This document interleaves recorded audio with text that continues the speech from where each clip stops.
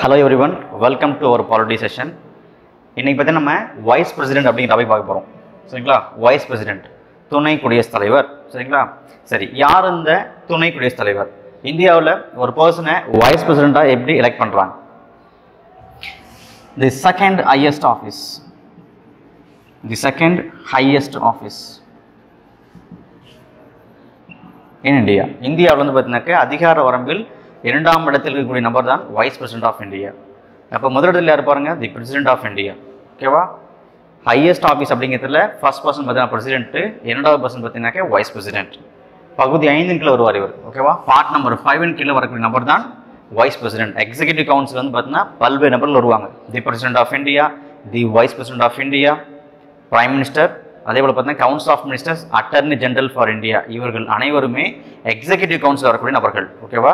அதில் part number 5 executive கவுன்சிலில் vice president அப்படிங்கிறது விதியின் 63 முதல் 71 வரை உள்ளடக்கியது.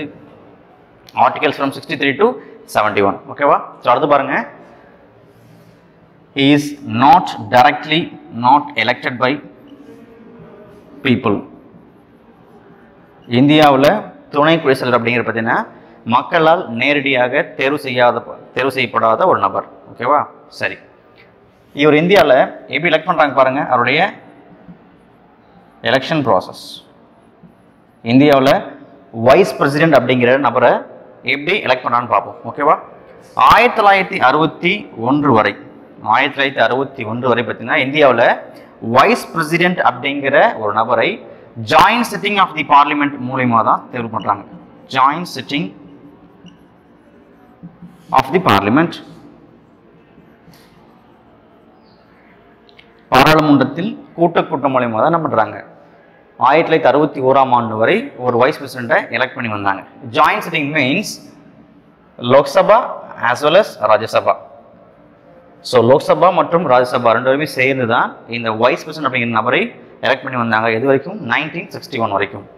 ஸோ 1961 ஒரு அமெண்ட்மெண்ட் கொண்டு வராங்க. 11th Amendment Act, Constitutional Amendment Act. இந்த 11th Constitutional Amendment Act என்ன சொல்லுது அப்படின்னா, வைஸ் பிரசிடென்ட் அப்படிங்கிற நபர் ஆனவர் இந்த joint sitting of the parliament மூலமா தேர்வு செய்யப்படாம he must be elected by the electoral college. அப்ப தேர்தல்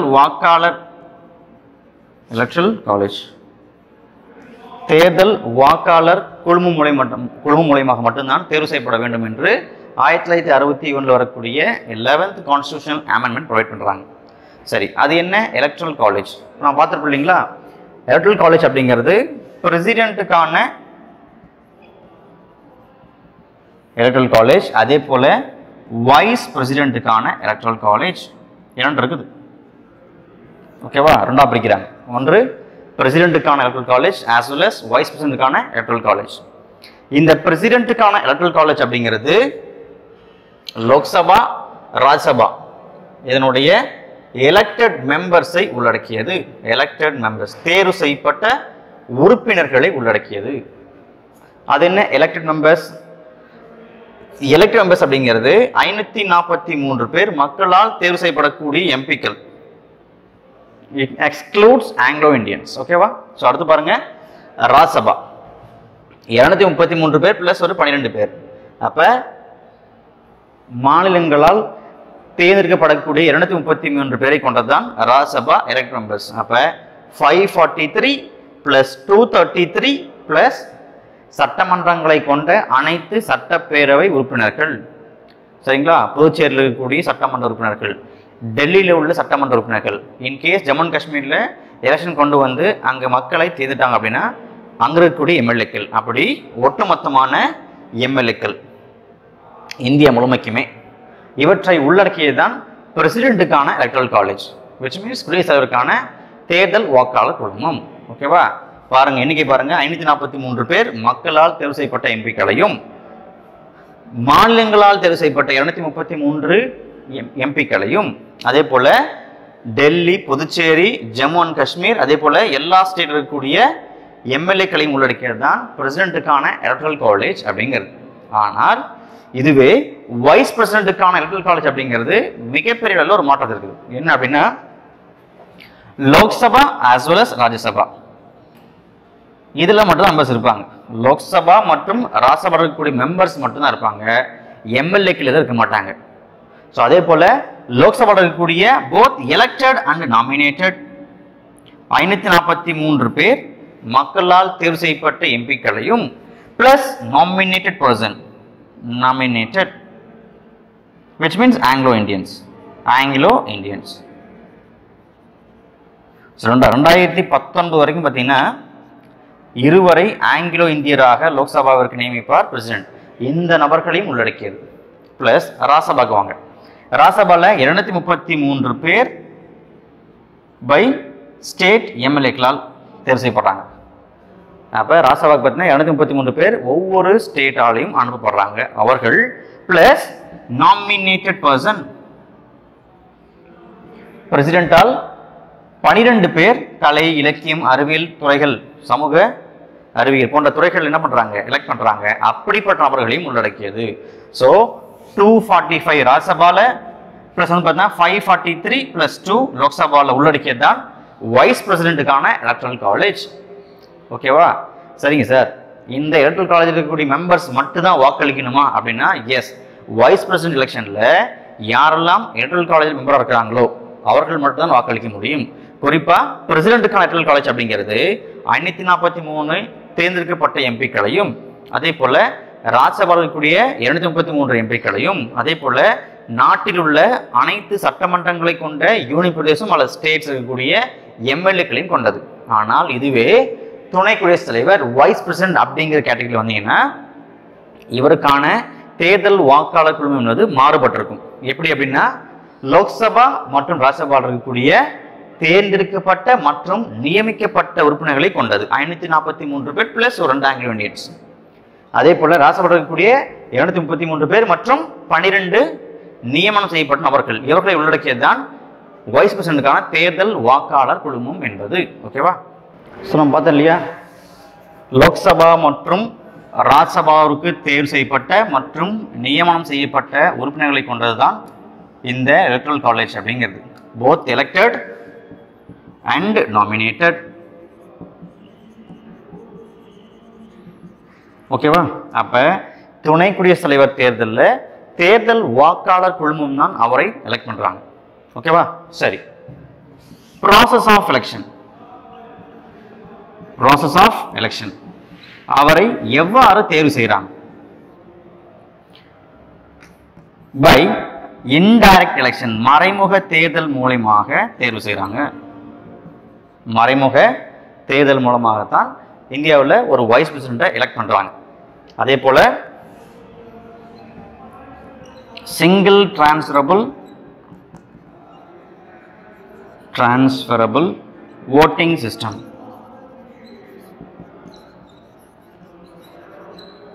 ஒற்றை மாற்று விகிதாச்சார அடிப்படையிலான வாக்கின் மூலமாகத்தான் இந்தியாவில் ஒரு வைஸ் பிரசிடென்ட்டை எலெக்ட் பண்றாங்க. சரிங்களா? சரி, அடுத்து பாருங்க, அவருக்கான குவாலிஃபிகேஷன், தகுதிகள். அவருக்கான தகுதிகள் என்ன அப்படின்னு பார்ப்போம். இந்தியாவில் ஒரு நபர் வைஸ் பிரசிடென்ட்டா போட்டியிடணும் அப்படின்னாக்க அவருக்கான குவாலிஃபிகேஷன் என்னன்னு பார்ப்போம். ஓகேவா? First of all he must be a citizen of India. இந்திய குடிமகனாக இருத்தல் வேண்டும். he must be a citizen of India. இங்க தான் ஒரு சின்ன சிக்கல் இருக்குது. என்ன அப்படின்னா சிட்டிசன்ஷிப், குடியுரிமை அப்படிங்கிறது இந்திய மக்களுக்கு வழங்கப்படுது, ஒரு ஃபாரினருக்கு வழங்கப்படுது. இந்த குடியுரிமை அப்படிங்கிறது 5 வழிகளில் வழங்கப்படுது. பை பர்த், பிறப்பின் அடிப்படையிலான குடியுரிமை. பை டெசன்ட், மரபின் அடிப்படையிலான குடியுரிமை. And third one by registration. By registration. And fourth one by naturalisation, இயல்பு குடியுரிமை மூலம் குடிமை பெறுதல். And then last one by incorporation. சரிங்களா? ஒன்று பை பர்த், பிறப்பின் அடிப்படையிலான குடியுரிமை. இரண்டாவது பை டெசன்ட், மரபின் அடிப்படையிலான குடியுரிமை. மூன்றாவது பை ரெஜிஸ்ட்ரேஷன், பதிவின் அடிப்படையிலான குடியுரிமை. நான்காவது பை நேச்சுரலைசேஷன், இயல்பு குடிமை மூலம். கடைசியாக பார்த்தீங்கன்னா பை இன்கார்பரேஷன். இதில் பை பர்த் அப்படிங்கிறது இந்தியாவில் பிறக்கக்கூடிய குழந்தைகளுக்கு குடியுரிமை. தாய் அல்லது தந்தை ஒருவர் இந்தியராக இருப்பின் அவருடைய குழந்தை இந்திய குடிமகனாக கருதப்படும். அதே போல் பார்த்தீங்கன்னா பை டெசன்ட். இப்போ நான் என்ன பண்ணுறேன்னா ஃபாரின் போகிறேன், எனக்கு வந்து பார்த்தீங்கன்னாக்கா ஃபாரினில் ஒரு கேர்ளை பிடிச்சிருக்கு, நான் மேரேஜ் பண்ணுறேன். எனக்கு அங்கே பிறக்கக்கூடிய குழந்தை வந்து பார்த்தீங்கன்னாக்கா மரபின் அடிப்படையில், தந்தையாகிய நான் இந்தியர் இல்லையா, அதன் அடிப்படையில் என்னுடைய மகனுக்கும் இந்திய குடியுரிமை வாங்குறேன். அதுதான் மரபின் அடிப்படையிலான குடியுரிமை பை டெசன்ட். தேர்டுன்னு பாருங்க பை ரெஜிஸ்ட்ரேஷன், பதிவின் அடிப்படையிலான குடியுரிமை. நான் என்ன பண்ணுறேன் அப்படின்னா ஒரு 25 வயதில் நான் ஒரு ஃபாரின் போகிறேன், எனக்கு அங்கே ஒரு பொண்ணு பிடிச்சிருக்குது, நான் மேரேஜ் பண்ணுறேன், என்னுடைய மனைவி இந்தியாவில் கூப்பிட்டு வரேன். ஒரு 7 ஆண்டு காலம் தங்கியிருந்த பின்பு என்னுடைய மனைவிக்கு குடியுரிமையை வந்து பார்த்தீங்கன்னா பதிவு பண்ணுறேன். பிறகு என்னுடைய மனைவி இந்திய குடியுரிமை வாங்குறாங்க. சரிங்களா? அது பேர் தான் ரெஜிஸ்ட்ரேஷன் அப்படிங்கிறாங்க. ஃபோர்த் பார்த்தீங்கன்னா பை நேச்சுரலைசேஷன், இயல்பு குடியுரிமை மூலம்.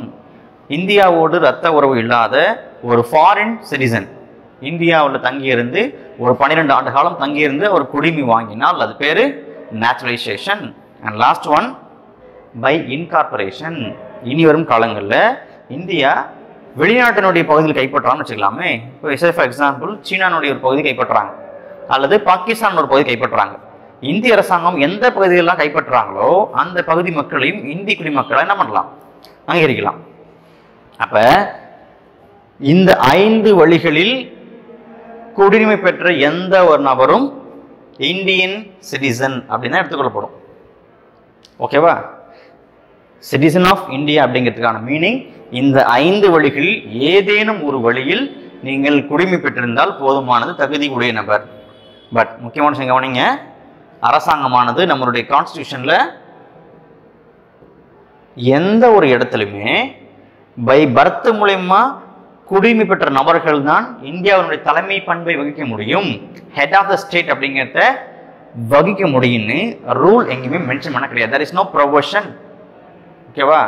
அப்ப நாம் என்ன பண்றோம், நடைமுறையில் பை பர்த் தவிர்த்து by descent, registration, naturalisation, by incorporation இந்த வழிகளில் யாரெல்லாம் குடியுரிமை வாங்கினாங்களோ அந்த நபர்களை நாம நடைமுறையில் வைஸ் பிரசிடென்டா அனுமதிப்பதில்லை, பிரசிடென்டா அனுமதிப்பதில்லை, பிரைம் மினிஸ்டரா அனுமதிப்பதில்லை.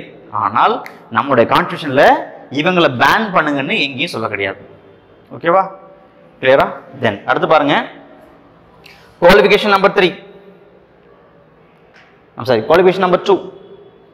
He must be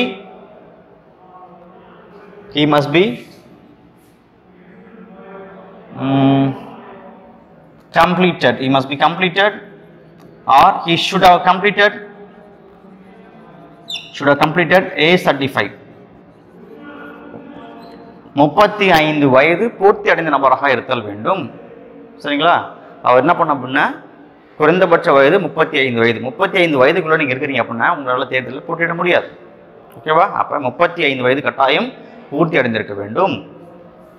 qualification number 3. He must be eligible to become as a Rajya Sabha member. ராஜ்யசபாவிற்கு தேர்ந்தெடுக்கப்படுவதற்கான அனைத்து தகுதிகளையும் பெற்றிருத்தல் வேண்டும்.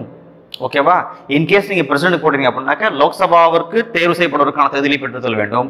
அதுவே நீங்க வைஸ் பிரசிடென்ட் அப்படின்னா ராஜ்யசபாவிற்கு தேர்வு செய்யப்படுவதற்கான தகுதிகளை பெற்றிருத்தல் வேண்டும். அதே போல qualification number 4. should not hold any office of profit. ஆதாயம் தரும் பதவிகளை வகித்தல் கூடாது. இப்ப என்ன क्वेश्चन அப்படின்னா ஆதாயம் தரும் பதவிகள் அப்படிங்கிறது அரசாங்கத்தின் ஊழியராகவோ அல்லது பார்த்தீங்கன்னா மற்ற இதர படிகள் பெறக்கூடிய நீங்க ஒரு எம்ப்ளாயாவோ இருக்க முடியாது. இருந்தீங்க அப்படின்னாக்க you will come under office of profit. சரி, இங்க உங்களுக்கு क्वेश्चन எழும் என்ன அப்படின்னா இந்தியாவுடைய பிரசிடென்டா இருக்கக்கூடிய நபர் இன்கேஸ் அவர் பிரசிடென்டா தற்போது பணியாற்றுகிறார், வரக்கூடிய வைஸ் பிரசிடென்ட் எலெக்ஷன்ல அவர் போட்டியிடும் பட்சத்தில் ஆஃபீஸ் ஆஃப் ப்ராஃபிட் அவருக்கு பொருந்தாது. இப்போ சே ஃபார் எக்ஸாம்பிள் நான் என்ன பண்ணுறேன் அப்படின்னா இந்தியாவோட பிரசிடென்டாக இருக்கிறேன், சரியா? அடுத்த மாதம் வரக்கூடிய தேர்தலில் நான் வந்து வைஸ் பிரசிடென்ட் தேர்தலில் போட்டியிட விரும்புகிறேன். அப்படின்னா நான் கண்டெஸ்ட் பண்ணலாம். நான் அந்த ஆஃபீஸ் ஆஃப் ப்ராஃபிட் ஆதாயம் தரும் பதவியின் கீழே வரமாட்டேன். சரியா? பிரசிடென்ட் மட்டுமா? நோ. நீங்க வைஸ் பிரசிடென்டா தற்போது பணியாற்றி வரீங்க. ஓகேவா? நீங்க வைஸ் பிரசிடென்டா தற்போது பணியாற்றி வரீங்க. நீங்க மீண்டும் அந்த தேர்தலில் போட்டியிடறதுக்கு வந்து பார்த்தீங்கன்னா எலிஜிபிள். நீங்க ஆஃபீஸ் ஆஃப் ப்ராஃபிட் கீழே வரமாட்டீங்க. அதே போல governor of a state or UT, நீங்க ஒரு யூனிவர்சிட்டியில் வந்து பார்த்தீங்கன்னா கவர்னராக பணியாற்றுறீங்க, அது பார்த்தீங்கன்னா ஒரு ஸ்டேட்ல கவர்னராக பணியாற்றுறீங்க அப்படின்னா still you can immune from office of profit. நீங்க கவர்னர் பணியாற்றிக்கிட்டே இங்கே போட்டியிடலாம். நீங்கள் வெற்றி பெற்ற பின்பு இந்த ஆஃபீஸுக்குள்ள வரும்போது மட்டும் அது செமனா போதுமானது. ஓகேவா? ஸோ அதே போல் பார்த்தீங்கன்னா மினிஸ்டர்ஸ், கவுன்சில் ஆஃப் மினிஸ்டர்ஸ் அல்லது பார்த்தீங்கன்னா கேபினெட் மினிஸ்டர்ஸ், கேபினெட் மினிஸ்டர்ஸ், இப்படிப்பட்ட பதவி கொண்ட நபர்களுக்கு ஆஃபீஸ் ஆஃப் ப்ராஃபிட் அப்படிங்கிறது எடுத்துக்கொள்ளப்பட மாட்டாது. ஓகேவா? அப்போ நம்ம பாருங்க, qualification number 1 citizen of India. அந்த சிட்டிசன் அப்படிங்கிற வேர்ட் எதை மீன் பண்ணி பாருங்க, by birth, by descent, registration, naturalisation, by incorporation. இந்த மூலமாக நீங்க குடிமை வாங்கின அப்படின்னா you are eligible for the post of vice president. அதே போல you should have completed age 35, 35 வயது உங்களுக்கு பூர்த்தி அடைந்திருக்க வேண்டும். தேர்ட் பாருங்க, he must be eligible to become as a Rajya Sabha member. ராஜ்யசபாவிற்கு தேர்வு செய்யப்படுவதற்கான அனைத்து தகுதிகளையும் பெற்றிருத்தல் வேண்டும். அதன் கடைசியா பாருங்க, he should not hold any office of profit, ஆதாயம் தரும் பதவிகளை வகித்தல் கூடாது. யாருக்கெல்லாம் இது பொருந்தாது பாருங்க, இன்கேஸ் நீங்க பிரசிடண்டா ஒர்க் பண்றீங்க, அல்லது வைஸ் பிரசிடண்டாவே ஒர்க் பண்றீங்க, அல்லது கவர்னரா ஒர்க் பண்றீங்க, அல்லது கேபினட் மினிஸ்டரா ஒர்க் பண்றீங்க அப்படின்னா நீங்க ஆதாயம் தரும் பதவியின் கீழ் வரமாட்டீங்க. ஓகேவா? இதெல்லாம் தான் பேசிக் குவாலிஃபிகேஷன் அப்படின்னு சொல்றாங்க. ஸோ அடுத்து என்ன பார்த்தீங்கன்னா எலெக்ஷன் ப்ராசஸ். அவரை எப்படி தேர்வு செய்கிறாங்க? ஓகேவா? Is elected by proportional representation by means of single transferable voting system. விகிதாச்சார அடிப்படையிலான ஒற்றை மாற்று வாக்கு விகிதத்தில் தேர்வு செய்யப்படுகிறார். ஓகேவா? சரி, இந்த வேர்டு உங்களுக்கு மீனிங் புரியாது, நான் சொல்றேன் பாருங்க. எக்ஸாம்பிள் சொல்றேன். இப்போ என்ன பண்ண போறாங்க அப்படின்னா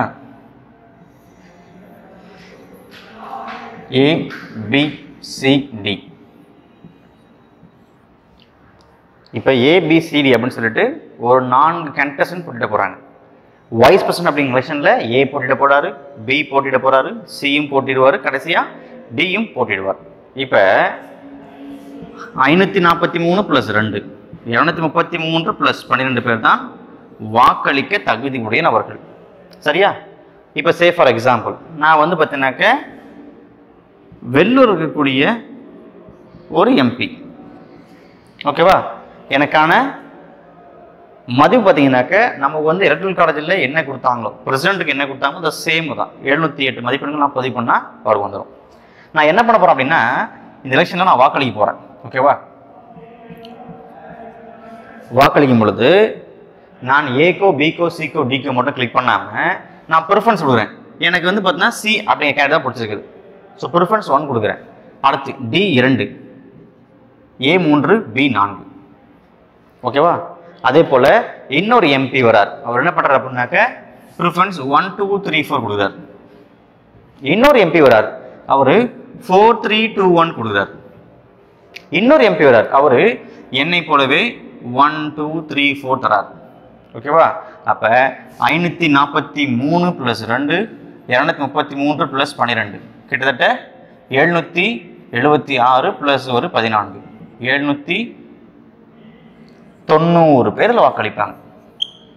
ஓகேவா? வாக்களிச்சிட்டாங்க. இப்போ ஏ அப்படிங்கிற நபர் ப்ரிஃபரன்ஸ் 1 பெற்ற வாக்குகள் எவ்வளோ அப்படின்னு பார்ப்பாங்க. பி அப்படிங்கிற நபர் ப்ரிஃபரன்ஸ் 1 பெற்ற வாக்குகள் எவ்வளோ அப்படின்னு பார்ப்பாங்க. அதே போல் சி அப்படிங்கிற நபர் பெற்ற ப்ரிஃபரன்ஸ் 1 வேல்யூ எவ்வளோ, டி அப்படிங்கிற நபர் பெற்ற ப்ரிஃபரன்ஸ் 1 வேல்யூ எவ்வளோன்னு பார்ப்பாங்க. இப்படி பார்க்கும் பட்சத்தில் இன்கேஸ் ஏ அப்படிங்கிற நபர் ப்ரிஃபரன்ஸ் 1 அதிகமாக வாங்கியிருந்தார்னா இவர் தான் வெற்றியாளர். இன்கேஸ் பி வாங்கியிருந்தார்னா இவர் தான் வெற்றியாளர், சி வாங்கியிருந்தால் இவர் தான் வெற்றியாளர், டி வாங்கியிருந்தால் இவர் தான் வெற்றியாளர். எந்த ஒரு நபர் ஏபிசிடி அப்படிங்கிற கேண்டிடேட்ஸில் எந்த ஒரு நபர் அதிகமான இந்த ப்ரிஃபரன்ஸ் 1 வாங்கியிருக்கிறாங்களோ அவங்க தான் வெற்றியாளர். ஓகேவா? இப்படியாகத்தான் இந்தியாவில் பிரசிடென்ட் அப்படிங்கிறத, குறிப்பாக வைஸ் பிரசிடென்ட் துணை குடியரசுத் அப்படிங்கிறத எலெக்ட் பண்ணுறாங்க. சரியா? சரி, இந்த எலெக்ஷனில் நீங்கள் போட்டியிடறதுக்கு என்ன மாதிரி கண்டிஷன்ஸ்? இந்த பிரசிடென்ட் எலெக்ஷனில் நீங்கள் போட்டியிடணும் அப்படின்னா என்ன மாதிரி கண்டிஷன்ஸை நீங்கள் சாட்டிஸ்ஃபை பண்ணணும்னு பார்க்கலாம். ஓகேவா? Condition number 1, proposes 20, seconders 20. ஓகேவா? நீங்கள் வைஸ் பிரசிடென்ட் தேர்தலில் போட்டியிடணும் அப்படின்னாக்க இந்த எலக்ட்ரல் காலேஜில் இருக்கக்கூடிய நபர்கள், குறிப்பாக 790 நபர்களில் 20 பேர் உங்களுடைய பெயரை முன்மொழிய வேண்டும், 20 பேர் வழிமொழிய வேண்டும். It is mandatory for the contestant. ஓகேவா? அப்போ துணை குடியரசுத் தலைவராக நீங்கள் போட்டினோம் அப்படின்னாக்க 20 லோக்சபா எம்பிக்களோ 20 ராஜ்யசபா எம்பிக்களோ அல்லது 20 இந்த தேர்தல் வாக்காளர் குழுமத்தை சார்ந்த நபர்களோ உங்களை அங்கீகரிக்க வேண்டும், முன்மொழிய வேண்டும். ப்ரொபோசஸ் 20, செகண்டர்ஸ் 20, டோட்டலாக 40 மெம்பர்ஸ். அப்படி உங்களை ப்ரொபோசஸ் செகண்டர்ஸ் ஆதரிக்கல அப்படின்னாக்க நீங்கள் தேர்தலில் போட்டியிட முடியாது. ஓகேவா? கண்டிஷன் நம்பர் 2, ஆர்பிஐல நீங்க டெபாசிட் அமௌண்ட் ₹15,000 அப்படிங்கிறத பே பண்ணணும். ஓகேவா? ரிசர்வ் பேங்க் ஆஃப் இந்தியாவில் ₹15,000 அப்படிங்கிறது 15,000 ரூபாய் என்ன பண்ணும்? வைப்பு தொகையாக செலுத்த வேண்டும். அதே போல இந்த கண்டிஷன்ஸ் எல்லாமே, இந்த எலெக்ஷன்ஸ் எல்லாமே எலெக்ஷன் கமிஷன் ஆஃப் இந்தியா தான் கண்டக்ட் பண்ணும். சரியா? தேர்தல் ஆணையமானது தான் இந்த எலெக்ஷன்ஸை கண்டக்ட் பண்ணுவாங்க. ஓகேவா? அதே போல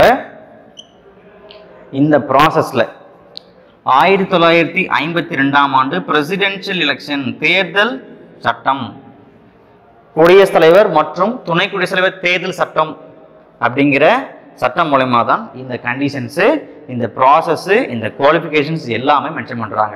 இந்த சட்டம் பாருங்க, 1952ஆம் ஆண்டு உருவாக்கப்பட்ட ஒரு சட்டம். சரிங்களா? தேர்தல் குடியரசுத் தலைவருக்கான தேர்தல் விதிகள் சட்டம் 1952 உருவாக்குறாங்க. ஓகேவா? இந்த தேர்தல் சட்டத்தின் பிரகாரம் தான் 15,000 டெபாசிட் நீங்கள் பே பண்ண வேண்டியதாக இருக்கும். அதே போல் ப்ரொபோசர்ஸ் 20 பேர், செகண்டர்ஸும் 20 பேர். ஓகேவா? இது பார்த்தீங்கன்னா அவருடைய தேர்தல் செலெக்ஷன் ப்ராசஸ். ஓகேவா? ஸோ அடுத்து பார்த்தீங்கன்னா வைஸ் பிரசிடென்ட் அப்படிங்கிற நபருடைய oath or affirmation. Oath or affirmation, பதவி பிரமாணமும் உறுதிமொழியும்.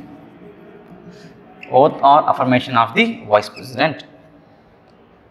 இவருக்கு பதவி பிரமாணம் செய்து யாருன்னு பார்த்தீங்கன்னா the president of India. The president, இந்தியாவினுடைய குடியரசுத் தலைவர் தான் இவருக்கு பதவி பிரமாணம் செய்து வைப்பார். ஓகேவா? அதே போல் அவருடைய கண்டிஷன்ஸ் பாருங்க, ஆஃபீஸருடைய கண்டிஷன்ஸ் வைஸ் பிரசிடென்ட் அப்படிங்கிற நபர் யார் அந்த போஸ்டர் ஹோல்ட் பண்ணுறாங்களோ அவருக்கான கண்டிஷன்ஸ்.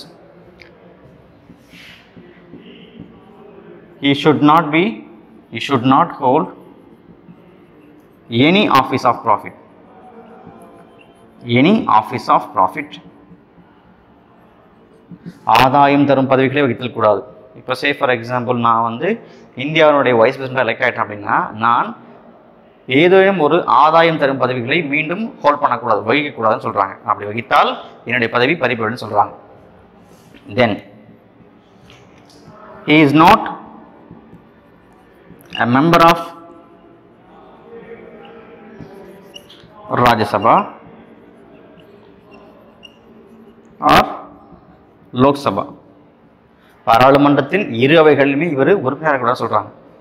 சரிங்களா? இவர் ராஜ்யசபாலையும் உறுப்பினர் கிடையாது, லோக்சபாலையும் உறுப்பினர் கிடையாது, பாராளுமன்றத்தில் இவர் ஒரு உறுப்பினர் கிடையாது, வகிக்கக்கூடாதுன்னு சொல்றாங்க. ஸோ இதெல்லாம் பார்த்தா அவருடைய கண்டிஷன்ஸ். ஓகேவா?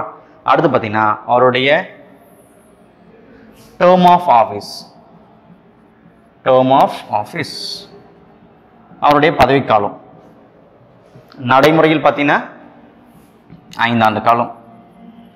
நடைமுறையில் ப்ராக்டிக்கலாக பார்த்தீங்கன்னா எப்போ தேர்வாகாரோ அதுலேருந்து 5 ஆண்டு காலம். ஓகேவா? அதே போல் ரிசைன் பண்ணணும்னு ஆசைப்பட்டார்னா ரெசிக்னேஷன் லெட்டர் டு பிரசிடென்ட். குடியரசுத் தலைவருக்கு தன்னுடைய ரெசிக்னேஷன் லெட்டரை சப்மிட் பண்ணலாம். தன்னுடைய பதவி விலகல் கடிதத்தை துணை குடியரசுத் தலைவர் என்ன பண்ணுவார்? குடியரசுத் தலைவரிடம் சமர்ப்பிப்பார். அதே போல் he may be removed from the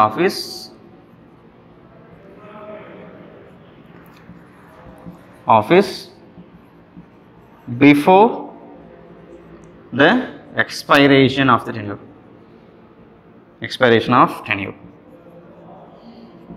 பதவிக்காலம் முடியும் முன்னரே அவர் என்ன பண்ணலாம், ஆஃபீஸ்லேருந்து ரிமூவ் பண்ணலாம். ஓகேவா? அதே போல்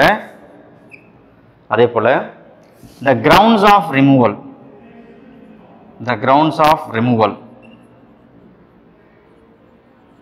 has not mentioned எந்த ஒரு காரணத்தின் அடிப்படையில் இவரை நீங்கள் நீக்கம் செய்ய போறீங்க அப்படிங்கிறதுக்கான தகவல் நம்மளுடைய கான்ஸ்டிடியூஷனில் கொடுக்கப்படவில்லை. The grounds of removal of office of vice president has not mentioned in the original constitution of India. ஓகேவா? ஸோ அடுத்து பாருங்க, இன்கேஸ் நீங்கள் இவரை ரிமூவ் பண்ணணும் அப்படின்னா என்ன ப்ராசஸ், அவருக்கான ஆஃபீஸ் ஆஃப் ரிமூவ் பண்ணணும்னா என்ன ப்ராசஸ்? சப்ஜெக்ட் டு ராஜ்யசபால் மட்டும்தான் நீங்கள் துணை குடியரசுத் தலைவரை நீக்கம் செய்வதற்கான அனைத்து செயல்முறைகளையும் ஆரம்பிக்க இயலும். It can be initiate only in Rajya Sabha. ராஜ்யசபாவில் தான் அவருடைய பதவி நீக்கத்துக்கான தீர்மானத்துக்கான எல்லா ப்ராசஸும் நீங்கள் ஆரம்பிக்க முடியும். அதே போல் இந்த ராஜ்யசபாவில் ஸ்பெஷல் மெஜாரிட்டியோடு தான் நீங்கள் நீக்கம் செய்ய முடியும், சிறப்பு பெரும்பான்மையோடு தான். which means 2/3 நடைமுறையில் 2/3 ராஜ்யசபாவில் 2/3 மெம்பர்ஸினுடைய சப்போர்ட்டோடு தான் நீங்கள் அவரை நீக்கம் செய்ய தீர்மானம் கொண்டு வர முடியும். The resolution must be accepted by Lok Sabha with simple majority. ராஜ்யசபாவில் அவருடைய பதவிக்கும் கொண்டு வந்த தீர்மானத்தை 2/3 ரெசல்யூஷன் என்ன பண்ணுறாங்க, ராஜ்யசபாவில் கொண்டு வராங்க. இந்த ரெசல்யூஷனை லோக்சபாவில் சிம்பிள் மெஜாரிட்டியோட அக்செப்ட் பண்ணால் போதுமானது. the vice president will be removed from the office. ஓகேவா? ஸோ அப்படி இருந்தாலும் கூட the grounds of office of vice president அப்படிங்கிற நீக்கம் செய்வதற்கான எந்த ஒரு காரணமும் நம்மளுடைய கான்ஸ்டிடியூஷன்ல மென்ஷன் பண்ணப்படவில்லை. ஓகேவா? அதே போல newly elected vice president may hold office for 5 years. 5 ஆண்டு காலம். இப்போ நான் வந்து ஒரு வைஸ் பிரசிடண்டாக தேர்வு செய்யப்படுறேன். 2021ஆம் ஆண்டு நான் வந்து ஒரு வைஸ் பிரசிடண்டாக தேர்வு செய்யப்படுறேன். 2023ஆம் ஆண்டு நான் ரிசைன் பண்ணுறேன். 2023ஆம் ஆண்டு ஒரு புதிய நபர் எலெக்ட் பண்ணப்பட்டால் அந்த வைஸ் பிரசிடண்ட் 2023 முதல் 2028ஆம் ஆண்டு வரை அடுத்து வரக்கூடிய முழுமையான 5 ஆண்டு காலத்திற்கும் அவர் அந்த போஸ்டிங்கை ஹோல்ட் பண்ணலாம் அப்படின்னு சொல்கிறாங்க. ஆனால் இதுவே நீங்கள் எம்பி தேர்தலில் போட்டிட்டீங்க அல்லது எம்எல்ஏ தேர்தலில் போட்டிட்டீங்க அப்படின்னா அப்படி வர முடியாது. அந்த இடைத்தேர்தல் அப்படிங்கிறது எவ்வளோ காலத்தை உள்ளடக்கியதோ அவ்வளோ காலம் வரைக்கும் மட்டும் தான் உங்களால் போஸ்டிங்கை ஹோல்ட் பண்ண முடியும். பட் ஆனால் வைஸ் பிரசிடண்ட் எலெக்ஷனில் புதுசாக வரக்கூடிய எந்த ஒரு நபரும் முழுமையான 5 ஆண்டு காலத்தை என்ஜாய் பண்ணலாம்னு சொல்கிறாங்க. ஓகேவா? ஸோ அடுத்து பாருங்க, அவருடைய ஆஃபீஸில் election before the expiration of tenure. Election before the expiration, அவருடைய பதவிக்காலம் முடியும் முன்னரே தேர்தல் நடத்தப்பட வேண்டும் என்று சொல்கிறாங்க. ஸோ இதெல்லாம் பார்த்தீங்கன்னா அவருடைய டேர்ம் ஆஃப் ஆஃபீஸில் வரக்கூடியது. ஸோ அவர் பார்த்தீங்கன்னா 5 ஆண்டு காலம் பதவி வகிப்பார். அதே போல் தன்னுடைய ரெசிக்னேஷன் லெட்டரை பிரசிடென்ட் கிட்ட ஹேண்ட் ஓவர் பண்ணுவார். அதே போல் 5 ஆண்டு காலம் பதவிக்காலம் முடியும் முன்னரே அவர் தன்னுடைய அலுவல் பணியிலிருந்து நீக்கம் செய்யப்படலாம். அதே போல் எந்த காரணத்தின் அடிப்படையில் நீக்கம் பண்ணுறீங்க அப்படின்றதுக்கான தெளிவோ காரணங்களோ நம்மளுடைய கான்ஸ்டிடியூஷனில் கிடையாது. அதே போல் அவருக்கான ரிமூவல் ப்ராசஸ் அப்படிங்கிறது சப்ஜெக்ட் ஒன்லி டு ராஜ்யசபா. அங்கே மட்டும் நீங்கள் என்ன பண்ண முடியும், அவருக்கான பதவிக்கு தீர்மானத்தை கொண்டு வர இயலும். ஓகேவா? அதே போல் பார்த்தீங்கன்னா லோக்சபா அப்படிங்கிறது இந்த ரெசல்யூஷனை ஒரு சிம்பிள் மெஜாரிட்டியோட அக்செப்ட் பண்ணிட்டாங்கன்னா அவர் ஆஃபீஸ்லேருந்து நீக்கம் செய்யப்படுவார். கடைசியாக ஒரு புதிய வைஸ் பிரசிடென்ட் எப்போ தேர்வாகிறாரோ அவருடைய முழுமையான 5 ஆண்டு காலத்துக்கும் பதவி ஹோல்ட் பண்ண தகுதி உடைய நபர். கடைசியாக பாருங்கள், ராஜ்யசபா லோக்சபா இதில் அவர் உறுப்பினராக அங்கம் வகிக்க மாட்டார். ஓகேவா? ஸோ இதெல்லாம் பார்த்தீங்கன்னா அவருடைய ப்ராசஸ். எலெக்ஷன் அப்படிங்கிறது அந்த வைஸ் பிரசிடென்ட்டுடைய பதவிக்காலம் முடியும் முன்னரே கண்டக்ட் பண்ண வேண்டும் சொல்கிறாங்க. ஓகேவா? ஸோ அடுத்து பார்த்தீங்கன்னா வைஸ் பிரசிடென்ட்டுடைய பவர்ஸ் அண்ட் ஃபங்க்ஷன்ஸ். அவருடைய அதிகாரங்கள் என்ன பார்ப்போம். வைஸ் பிரசிடெண்டா எந்த ஒரு நபர் பணியாற்றினாலும் சரி, எந்த ஒரு நபர் பொறுப்பு வகித்தாலும் சரி, அந்த நபர் ex officio chairperson of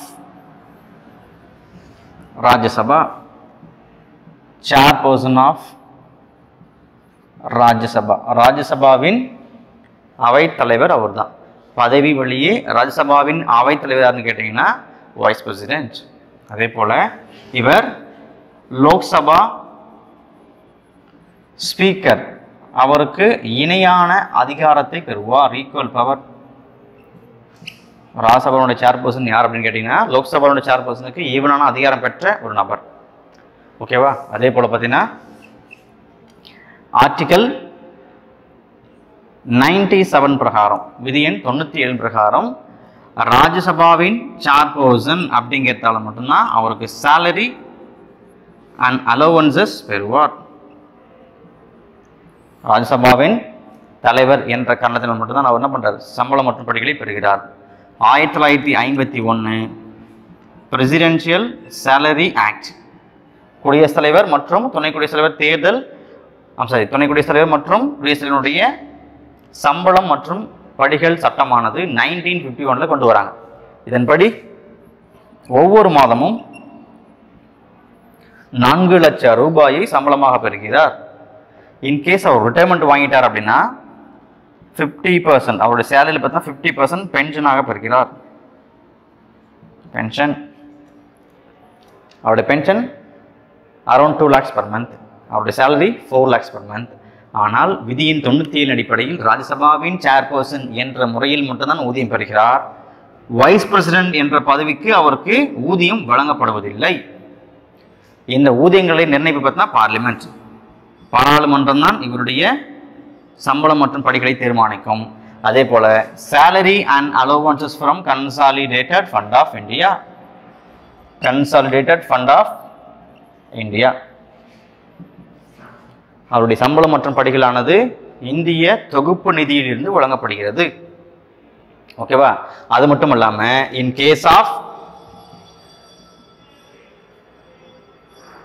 president அப்படிங்கிற பதவி எப்பெல்லாம் வேக்கண்டா இருக்குதோ, ஒருவேளை வந்து பார்த்தா இந்தியாவோட பிரசிடென்ட் பார்த்தீங்கன்னா டெத் ஆகிட்டாரு, அதை பற்றின ரிசைன் பண்ணிட்டாரு, அதை பார்த்தீங்கன்னா அவருடைய மெடிக்கல் சிச்சுவேஷன் காரணமாக பணியாற்ற முடியாத சொல்றதுன்னா அப்படிப்பட்ட சமயங்களில் இவர் பிரசிடென்ட், வைஸ் பிரசிடென்ட் அப்படிங்கிற நபரானவர் பிரசிடென்டா ஆக்ட் ஆவார், பிரசிடென்டாக செயல்படலாம்.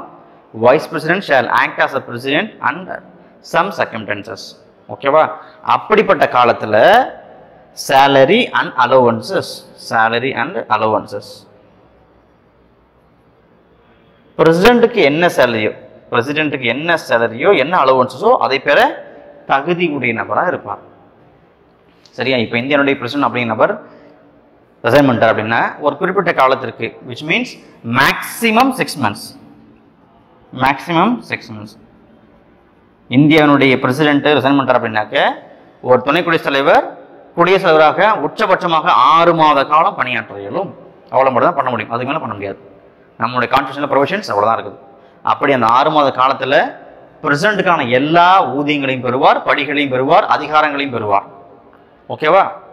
ஸோ இதெல்லாமே பார்த்தீங்கன்னா அவருடைய ரோல்ஸ் அண்ட் ஃபங்க்ஷன்ஸ். ஓகேவா?